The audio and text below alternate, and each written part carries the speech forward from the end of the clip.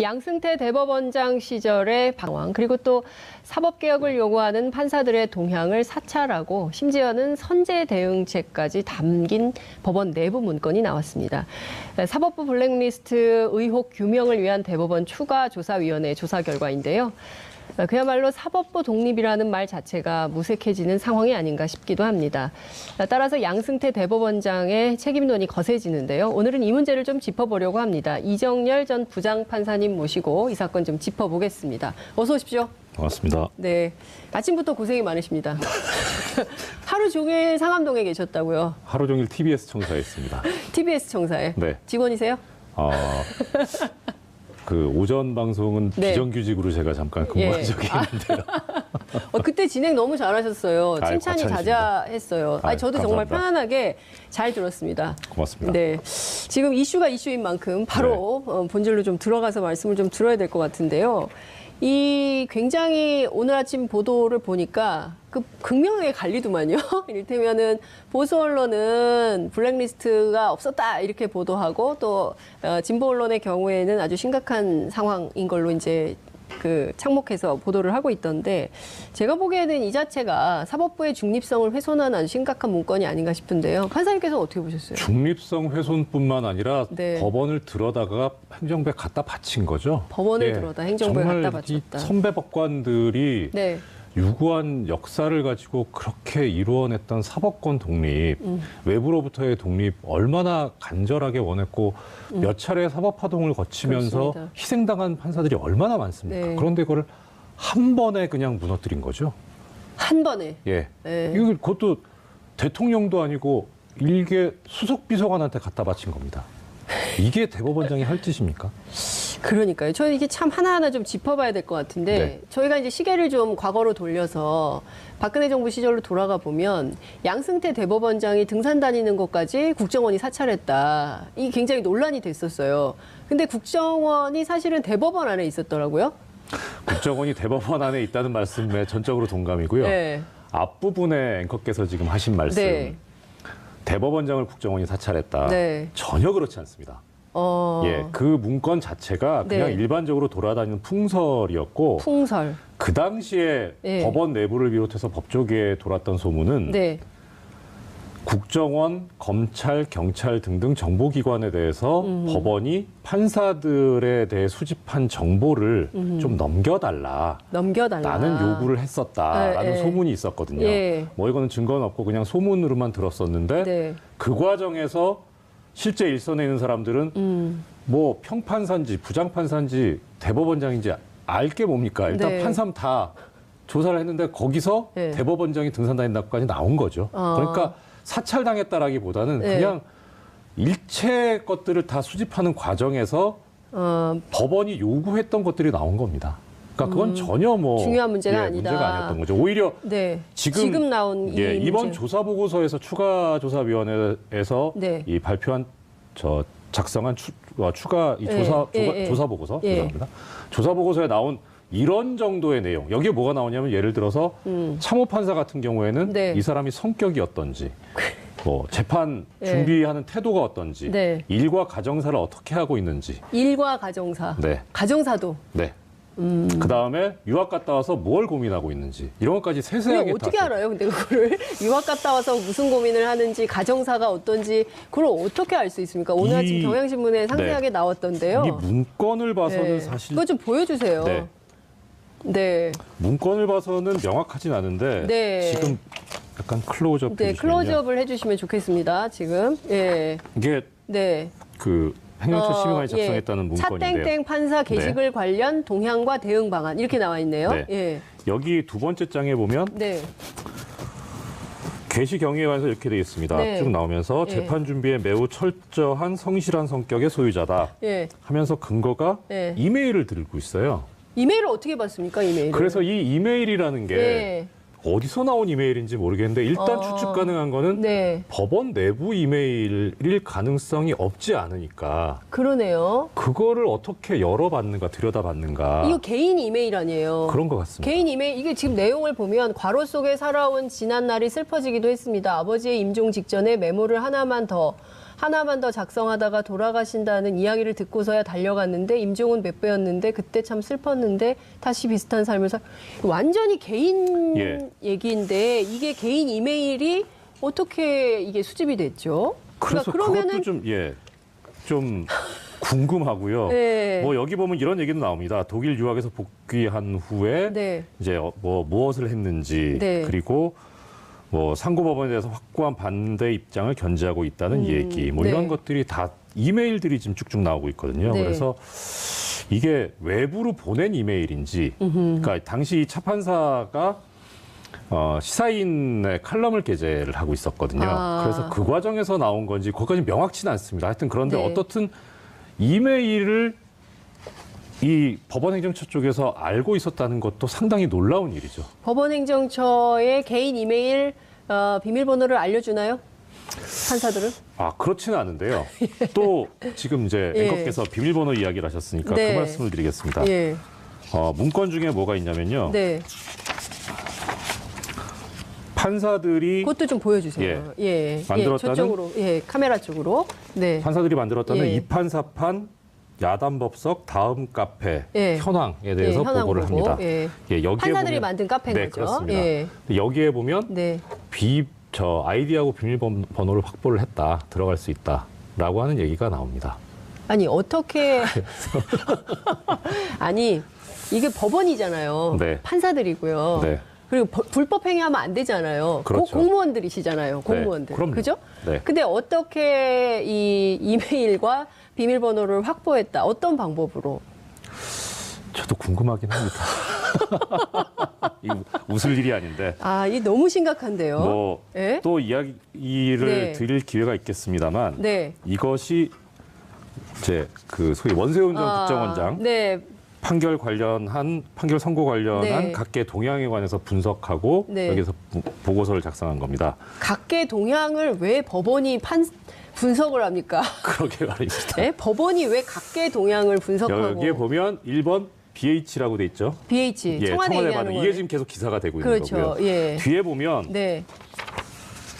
여야 각 당, 언론, 예. 사법부 내부가 있습니다. 예. 그 내부에서 이제 소장법관들 예. 어떤 반응을 보이고 있느냐. 예. 그다음에 예. 내부 게시판에 어떤 동향을 예. 하고 있느냐. 예.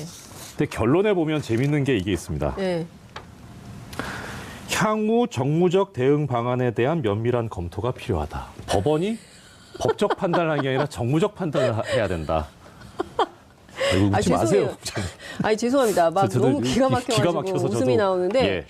법원이 법률적 판단을 하는 데잖아요. 굉장히 네. 근엄한 분들인데 네. 정무적 판단은 이건 정치권에서 쓰는 말이거든요. 그렇죠. 네. 여기에 보면 또 재밌는 말이 있습니다. 네. BH의 국정 장악력이 떨어지고 있는 국면이다. 그리고 발상을 전환하면 이제 대법원이 이니셔티브를 줄 수도 있다. 예. 자. 이게 판사들이 하는 말입니다. 야, 참 우리 PD께서 계속 대단하다, 정말 대단하다 이런 말씀 하시는데요. 지금 법원에서 판사들이 BH의 국정 장악력이 떨어지고 있는 국면이라고 판단을 한 거예요. 예. 그리고 발상을 여기에서 전환하면 청와대 말고 대법원이 뭐 정권의 이니시티브를 지는 겁니까? 정권이라기보다 이게 네. 어디에 배경이 이제 이니셔- 상고법원이니까. 상고법원. 예, 상고법원이 지금 계속 이제 얘기가 됐었죠. 그 당시 양스테 대법원. 그렇죠. 예. 김기춘 전 비서실장 같은 경우에도 상고법원을 매개로 해서 예. 법원과 딜을 예, 해야 예, 된다라는 예, 얘기를 예. 했었지 않습니까? 그렇습니다. 그러니까 그 해줄 듯 하면서 예. 계속 얻어내고 예, 있었던 예, 거죠. 그러니까 좀 불리한 입장에 있다는 걸로 생각을 했었는데 네. 이걸 기화로 전세를 역전시킬 수 있다라는 그런 보고를 하고 있는 판단을 하고 있는 거죠. 자, 근데 이 문건의 작성자들이 판사님들이신 거죠? 그렇죠. 판사님들이 재판이나 법원 행정과 관련된 것이 아니라 정치를 하고 계셨던 거다 이렇게 봐야 됩니까? 그렇습니다. 그렇게 돼버렸습니다. 그러니까 원래 지금 이 문건 작성자들은 보고서에 나오는 바와 같이 네. 법원행정처 기획조정실 예. 심의관들입니다. 예. 근데 이 심의관은 판사들이 가는 자리거든요. 네. 그러니까 이 판사들이 가가지고 물론 이제 법원행정처라는 곳이 재판을 하거나 판결을 하는 데는 네. 아니기 때문에 예. 행정 업무를 하는 예. 데기 때문에 네. 그거는 뭐 그렇다 쳐도 이 법원 사무에 관한 규칙이라고 네. 대법원 규칙이 있습니다. 네. 거기에서 기획조정실이 해야 되는 업무가 있거든요. 네. 아유, 제가 이거 예, 미리 좀 드릴 걸. 예, 네. 괜찮습니다. 바로바로 공개해 주세요. 예, 전혀 예, 이게 예. 법원행정처 기획조정실 분장 사무표입니다. 네, 이 카메라로 예. 보여주세요. 이거는 예. 대법원 규칙에 나와 있는 거거든요. 여기에 보면 네. 기획조정실이 뭐 하는 데냐. 네, 예. 사법행정과 재판 과정에서의 소통 정책의 기획 및 집행, 네. 복지 정책의 총괄 기획 및 집행, 네. 국회 행정부 기타 대외 관계 업무 이런 걸 하는 데입니다. 그러니까 당연히 재판엔 간섭해서는 안 되는 거고요. 그렇죠. 게다가 예. 판사 개인의 동향을 파악한다던가 아까 네. 그 말씀드렸던 것처럼 예. 판사가 어떤 생각을 하고 있는지, 예. 뭐 가정사가 어떤지 예. 이런 거를 하는 데가 전혀 아니거든요. 법을 완전히 어기고 있었던 거죠. 그러면서 정무적 판단까지 하는. 네. 지금 이게 정말 총체적으로 심각한 문제가 이제 나온 것인데요. 예, 시간이 없어서 저희가 한 번 더 모셔서 말씀을 좀 드려야 될 것 같다는 생각이 좀 들지만 하나하나 좀 짚어보겠습니다. 우선 이제 오늘 아침에 뉴스도 많이 나왔지만 원세훈 전 원장 재판과 관련된 거예요. 당시 재판에 어떻게 국정원법은 위반인데 선거법은 무죄가 됐지? 이거 너무 이상하다 했었어요. 근데 네. 여기 바로 우병우 전 민정수석이 개입됐다는 것이 확인이 됐습니다. 이거 처음 그렇습니다. 나온 얘기거든요. 그렇죠. 이게 앞서 이제 말씀 주신 대로 대법원장이 예. 예? 입법, 사법, 행정에 독립돼 있잖아요. 우리는 그렇죠. 민주국가이기 때문에. 헌법에 그렇게 돼 그러니까 있죠. 헌법에도 그렇게 돼 있고요. 그러면 대법원장이 더 높은 거잖아요. 그렇죠. 훨씬 높잖아요. 민정수석보다는. 의전서열 대한민국 의전서열 3위입니다. 3위. 대한민국 의전서열 3위가 민정수석한테 민정수석이 요구하니까 그렇게 해줘요. 예. 이게 어떻게 봐야 돼요? 총평은 아까 말씀드렸던 네. 대로 법원을 들여다가 수석비서관한테 갖다 바친 건데. 네. 근데 제가 더 이제 분노하고 네. 다른 판사님들도 그렇게 생각하고 있는 네. 부분들이 그겁니다. 양승태 전 대법원장이 예. 항상 뭘 얘기를 했었냐면 네. 국민으로부터 비판받는 걸 싫어하는 거예요. 국민의 뜻을 안 받드는 거죠. 그러니까 이게 어떤 방식으로 드러나냐면 네.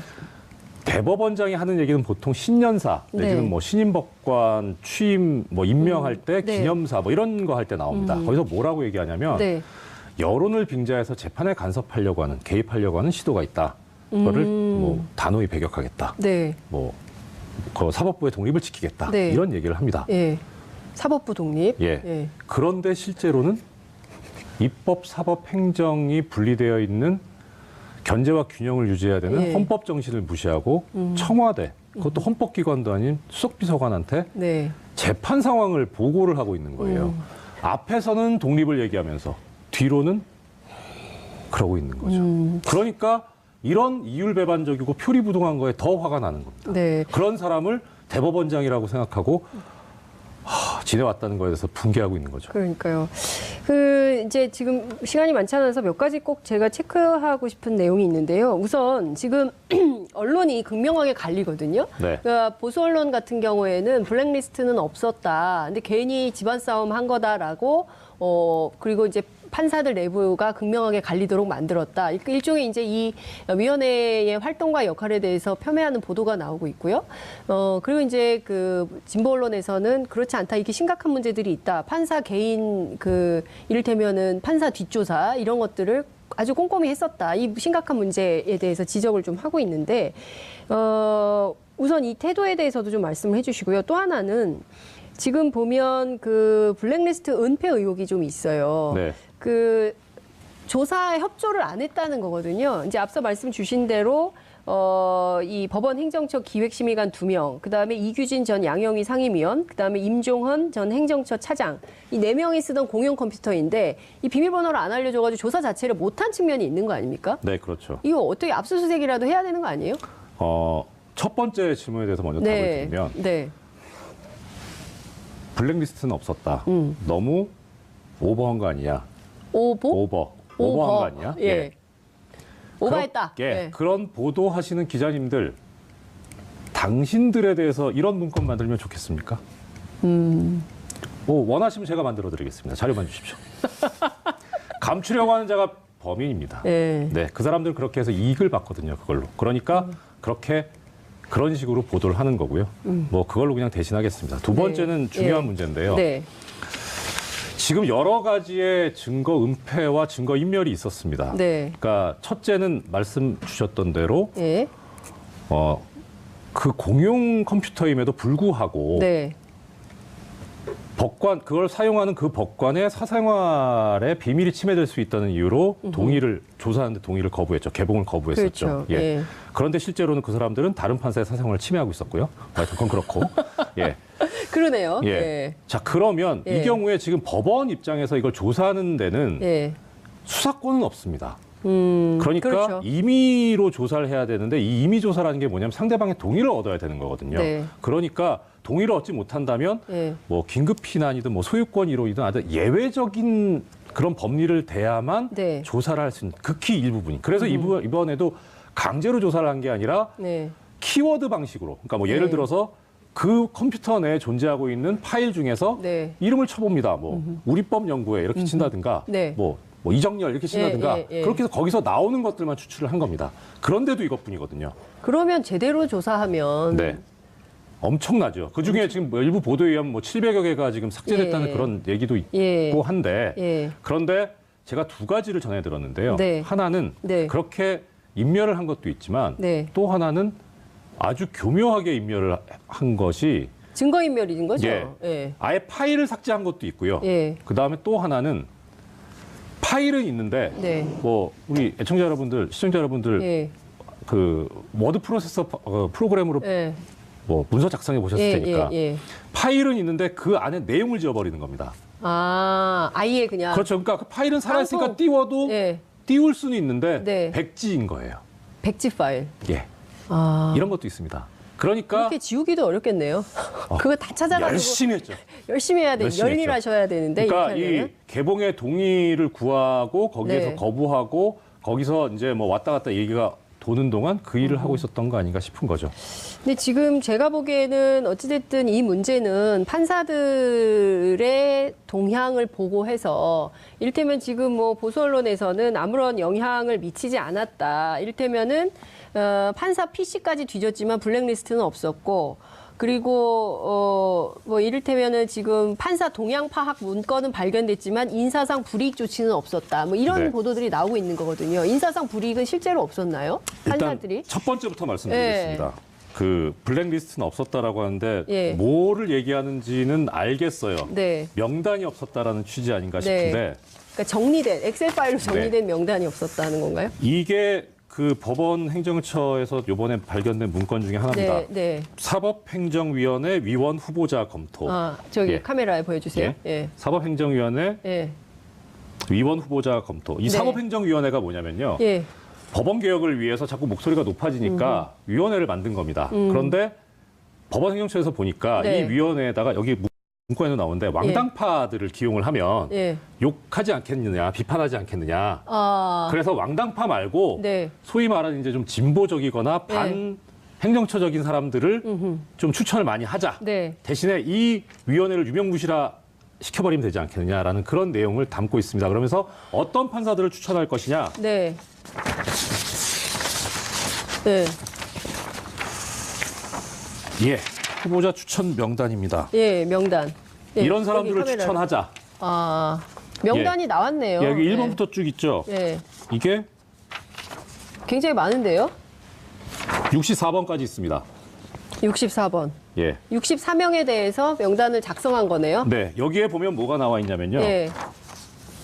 번호 있죠. 예. 이름 나옵니다. 예. 그다음에 현재 소속 법원, 예. 연수원 기수, 예. 그다음에 생년, 생년. 예, 그다음에 네. 출신 고등학교, 예. 출신 학교, 예. 그다음 경력으로 네. 그런 걸 쓰는 거죠. 옛날 우리법 연구회, 예. 인권법 연구회, 노동법 연구회, 젠더법 연구회, 소위 이제 법원 내에 있는 약 좀 진보적이라고 하는 그 연구회 소속인지 여부. 네. 그다음 옆에다가 그 사람의 성향을 써놓고 있습니다. 뭐 예를 들어서 뭐 보면 뭐 전략적 사고에 능하나 주장이 강경한 편은 아니다.